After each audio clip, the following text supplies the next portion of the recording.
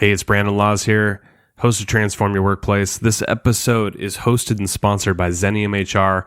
Xenium is helping small and medium-sized companies focus on what they do best, which is leading their organization and growing their business.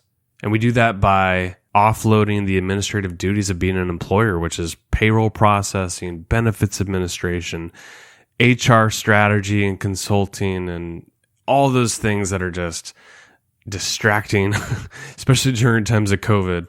So learn more about Xenium at xeniumhr.com, and I'll put a link in the show notes as well. Okay, today's episode is a really good one. I think it's timely for what we're dealing with right now. I had Charlotte Wiseman come on the podcast. She's a leadership and well-being consultant, and she explains her experience with burnout and her eventual path to mental fitness, which I think is really important at this time to talk about. Charlotte is redefining self-care, and she's going to provide insight for you as a listener so that you can experience genuine and long-lasting work-life balance. I think we all need that right now. So tune into this episode. It's going to be a great one. If you like what you heard, please go to Apple Podcasts and give us that 5-star rating. Just click that little star. We're 2 away from 100. So if you'd be so kind, that would be fantastic if you could do that. And we got lots of good stuff coming up. I'm really excited about some of these next episodes. So make sure to subscribe if you haven't already. Thanks for tuning in and enjoy the episode with Charlotte Wiseman.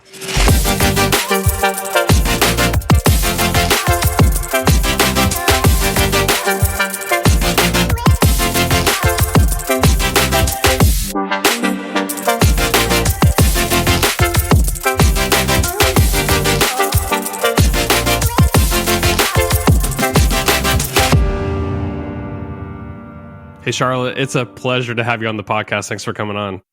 Thank you for inviting me. It's good to be here.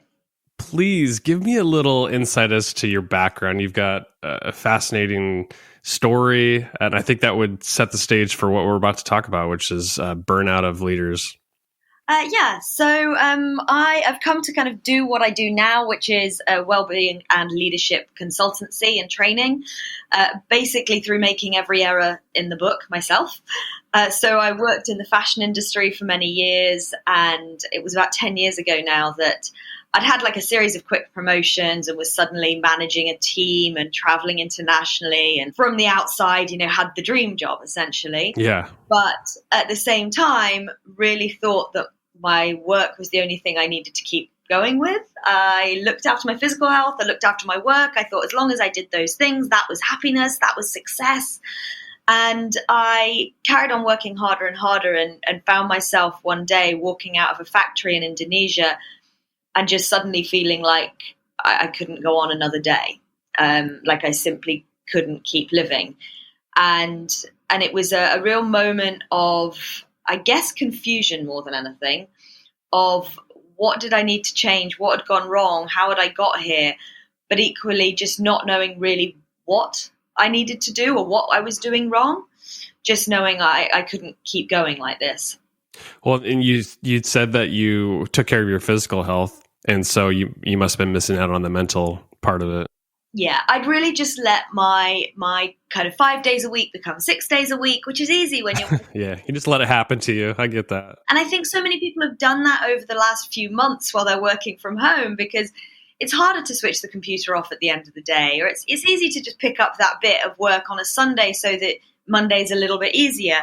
But it just keeps going and it just keeps going. And I was working really 6 days a week, usually 14 and 16 hours a day. Oh, goodness. So, once you take out like an hour from some exercise every day, to and from work every day, there was really just sleep, work, a little bit of exercise and a bit of food thrown down my throat while I was working. So when I say I was looking after my physical health, it felt like I was at the time, but I certainly wasn't thinking about taking time out or taking breaks or any of those things. And I just got to this point where I didn't realize how out of perspective I'd let my entire life get, I guess. And it was really through my recovery from that moment. I was advised to take time off work by my doctor, And I refused to. And I really think that for me, that was such an important step, because my work was very much a part of my recovery. It was learning to have a better and healthier relationship with my work. And that at the same time was giving me a sense of fulfillment, a sense of motivation, a sense of value, a sense of growth. And I continued to work alongside my recovery from that moment, but at the same time wanted to understand what had gone on.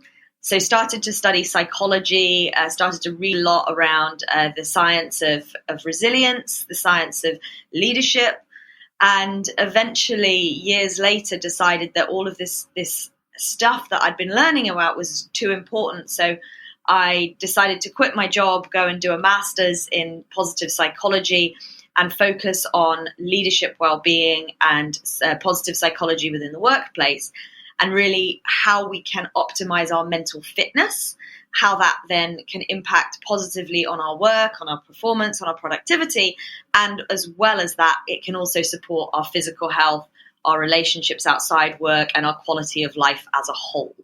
And that's really what I do, is I work with organizations to make sure that they're running and they're efficient in a way that is optimizing the performance of their teams, as well as optimizing the health of their teams, and how that then enables them to attract and retain the best talent, get the best business results, and improve their responsibility to society.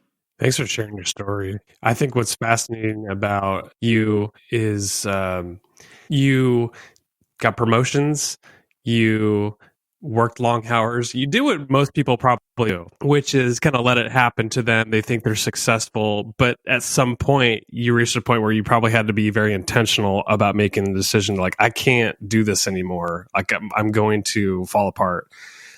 At what point did you realize that? Did you get external help? It sounded like you maybe had, your doctor. Did you have other people telling you, like, hey, look, you could keep going, you're going to just completely burn out, and maybe you're already there? You know what? It's an interesting one, because in hindsight, there had been people trying to tell me. And at the moment, I wouldn't have told you that anyone was trying to help me in any way, because I was just doing my thing. And if someone was interrupting me, I just thought they were interfering.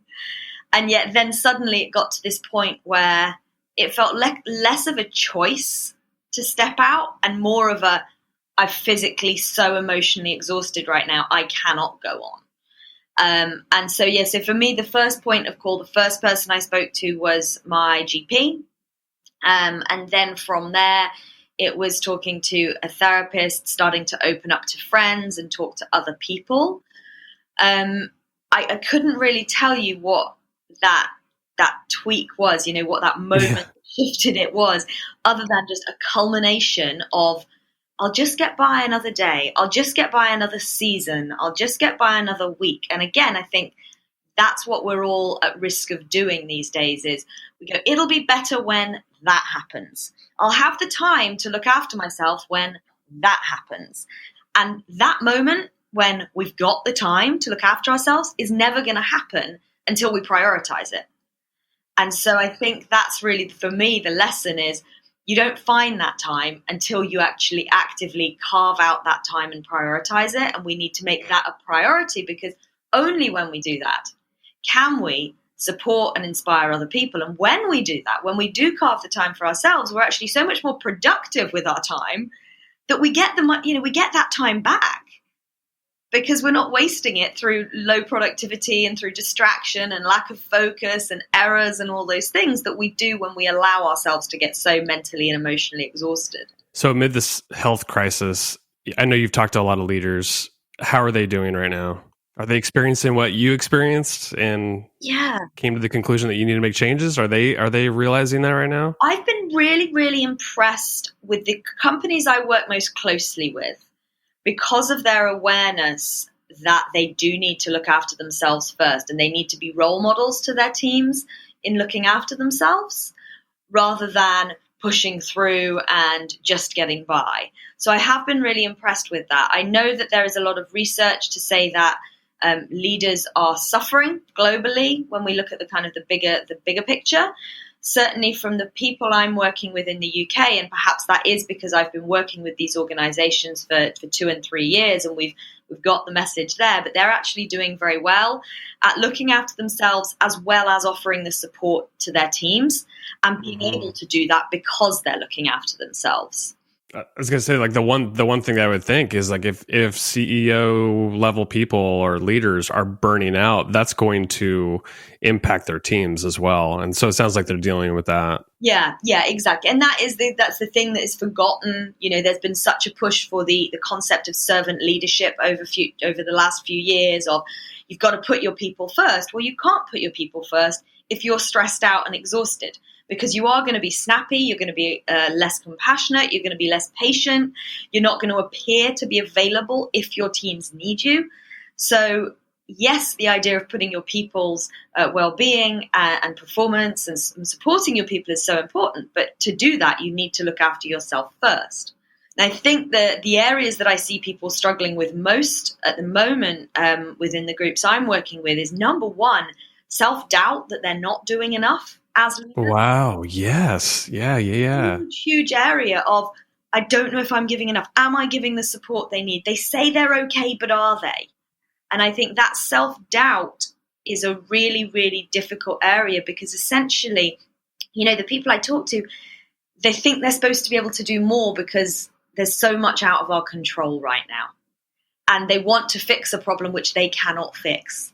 So there's a huge benefit from being able to accept, okay, I can't fix it all for people, but I can listen, I can be honest, I can be open, I can be vulnerable, I can ask and let people know I'm available if and when they want to speak. And that is enough. But giving leaders that confidence is so important, that just being available is really powerful. The other area that people are struggling with is underestimating the emotional exhaustion of, redundancies, telling people bad news. All of that kind of negative news sharing is emotionally exhausting for leaders. And I am seeing that people are often underestimating that and needing to take extra care of themselves to make sure that they have got time out, they have got mentors or coaches or someone else to speak to who is external to their family and their friendship group and external to their work environment. So they've got kind of a sounding board who they can just discuss that experience with. Is the risk of burnout with leaders, is it inherent in their roles, like it's always going to be there, or is it just with the health crisis right now, is it magnified to a whole nother level? What would you say about that? I think there is, to a certain extent, a challenge with when leaders are sort of progressing through careers, that they believe that as you go up within jobs, you should suddenly know all the answers and you don't need to keep learning.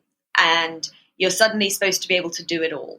And actually, the absolute opposite is true, that as you progress into more senior and senior roles, you need to be learning more. You need to be taking more time to consider your own well-being and your own mental fitness. And if that is done effectively, if you do continue to develop your skills and learning new things about how you need to manage your own mindset, then there is nothing that puts you more at risk as a leader than as a graduate. However, I think lots of organizations fail to address that, and there is a lot of situations where people are propelled into senior roles without giving them the support they need. The current situation is just a new challenge for leaders, and if leaders, again, if they've been through an effective process of getting to that role, hopefully they will have gained the tools to manage this, because this is about having an adaptable mindset. It's about understanding that, yes, challenge is something that we can't predict, but it's also an opportunity to grow stronger. This is an opportunity for companies to really bring teams together more than ever and build staff loyalty more than ever, and give people the opportunity to take ownership of their work. So this is a real opportunity for organizations if they can understand that, rather than just sit in the fear state of, we don't know what we're going to do, how are we supposed to deal with this, we didn't plan for this. So I think it's a challenge, but I don't think it's one that has to lead to burnout. It's about leaders having the support to manage challenges like this, because there will be future ones like this as well. And we need to be honest about that. It's not a once in a lifetime experience. There will be something else awaiting us. Keep growing so that we're stronger and ready for that. You wrote an article on Thrive Global, and something jumped out at me. You wrote that leaders feel like they need to be a superhero in this time. And I think you, just a little bit ago, you alluded to that a little bit, but instead of trying to be all things to all people and save the day and be that superhero, what's the right approach instead? Like, what would you recommend? I mean, employees are definitely looking to leaders to get them through this time, but instead of just trying to do it all, what's the better approach? Yeah, it's interesting you picked that out. That was I've just completed a major study with 3 specific leaders who had quite a major crisis of well-being over the last few years, and talking to them and these 3 independent people from totally different worlds in terms of their work. They all worked in the professional service industry. They all worked in London, but they were from different areas, and they all spoke about this belief too often that leaders and they themselves at one point felt they had to be this superhero. They had to be the savior, the person that was going to have everybody looked after. But that was really one of the major catalysts to them having a major crisis or a burnout. So what's really come from that research is that, number one, if you are going to look after other people, you have to be looking after yourself first, from the point of view of, as simple as you get on a plane, you put your own oxygen mask on first. Yep. And it's that concept that if you're trying to be a superhero to everyone else and you're the one that gets caught out, you're not going to be able to save anyone. So there is that idea. There is also the knowledge and the research that you have more power as a leader by role modeling behaviors than you do by telling people to do anything.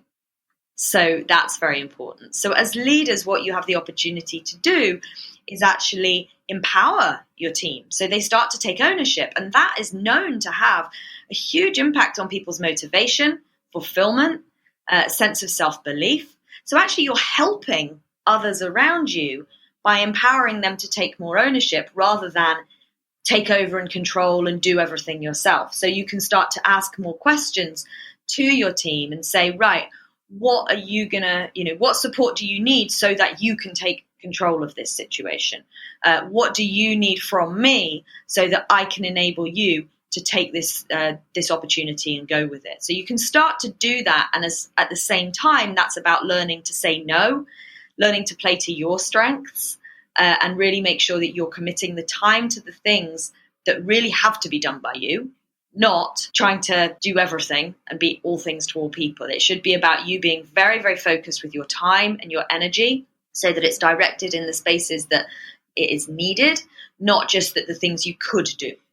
And sometimes that's about letting go a little bit of control to perhaps there's something you could do, and maybe you would do it better than someone else in your team. But if someone else can do it well enough and they can learn through that process, then that might be a better option. Since you've gone through this yourself with having a crisis of well-being and you talk to others that have gone through this as well, I'm curious, what are some of the symptoms that you see from a crisis? I don't know if it's like a moment, like one moment, all of a sudden, boom, you realize falling apart here, or if it builds up over time and you just start to see these symptoms kind of flare up. But I think for people listening, if they could be aware of these things before they happen, that would be ideal. So what are some of the things that come up? Yeah, absolutely. You're right. And that's the push of all my work is we need to start by noticing those early signs so we can take some kind of action before it becomes a big issue. So the 3 core symptoms of what is classified as burnout, and that is a diagnosable condition. And the World Health Organization have identified that, and they consider it to be like on a sliding scale. But the 3 things we're looking for is, number 1, a sense of exhaustion. And that's not just physical exhaustion, because I'm guessing there will be people out there who are new parents and they have not had sleep for weeks because of babies. And perhaps, you've started to train for a marathon and you've got exhaustion. So there's not just any exhaustion. There's a sense of like emotional exhaustion. a sense of kind of just can't even get yourself to have that energy and enthusiasm for life that perhaps you had. So it's about knowing that there can be emotional and physical exhaustion. The second thing is a sense of cynicism. And that could be a cynicism about the quality of your work, the purpose of your work, the purpose of your specific role. So just kind of getting to that point of, so what's the point? Why do I bother? And that was something that really came a lot through my interviews with these CEOs recently, was about the fact that you can often get progression within an organization where you're put to the next level and you never stop to say, is this what I really want? Is this the organization with the values that I really believe in? And then once we get to that point, and then you start to feel this cynicism about, like, this isn't aligned with what I want to be or what I want or what I believe success to be, that can cause a lot of problems. So that sense of cynicism. And the third aspect that we can look for is a sense of inefficacy. So that would be perhaps believing that you're not doing your job as well as you could, should, would. It also could be an actual reduction in productivity and performance. And I very much remember that I believed I was still doing my job well at that time, but I Really? longer and longer and longer to do things. And in hindsight, I don't believe I was doing my job as well as I could at that time. I don't think I was inspiring the people around me. I think I was becoming a drain on the people around me. I think I was really losing my sense of innovation and problem solving. I was just getting through the churn. So in hindsight, there was definitely that inefficacy going. But for me, the things I noticed more at the time was it just felt like everything was taking longer. Yeah. And I really felt that sense of cynicism, really felt that just like, what's the point? And that was really, for me, I guess, the strongest thing I sensed in that moment. When you noticed all those symptoms coming from burnout, what was the first thing that you did to help yourself to try to get a hold of this? It's quite a funny and really ridiculous story, because at the moment when I literally walked out of this factory and I was hit by this belief that I could not continue to live, and there were two people coming out after the factory behind me, and I tried to speak and I tried to talk to them and I actually couldn't speak. So I was No way. my mouth and words weren't coming out. I was like gagging on my own words. Oh my goodness. And they were visiting from the UK, and the British approach to this was, let's go for a beer. It'll be fine. So the immediate reaction was, have a drink. It'll be fine. Didn't fix anything. I didn't even manage to take a sip of the drink. But I called my GP, and that was my first touch point. So my doctor back in the UK, and after she told me that I should quit my job and I persuaded her that just wasn't going to happen, I was able to start an online course of mindfulness-based cognitive therapy. So it's a very well evidenced approach to cognitive behavioral therapy that you can do through mindfulness meditation. And so I was reading books, I was doing activities online, and I was doing recorded meditations. And that was like my first intro before I had one-to-one therapy. And the one-to-one therapy was, I would suggest, the most powerful thing in my recovery long-term. But as an intro, that mindfulness-based cognitive therapy was so powerful for me within such a short space of time. Within 2 weeks, I was starting to feel the differences of, not being forgetful about everything, feeling more energy, feeling more refreshed in the mornings, being more patient with people, so many things so quickly. So that would be definitely, a tip to listeners. There's a book called Finding Peace in a Frantic World by Mark Williams and Danny Penman.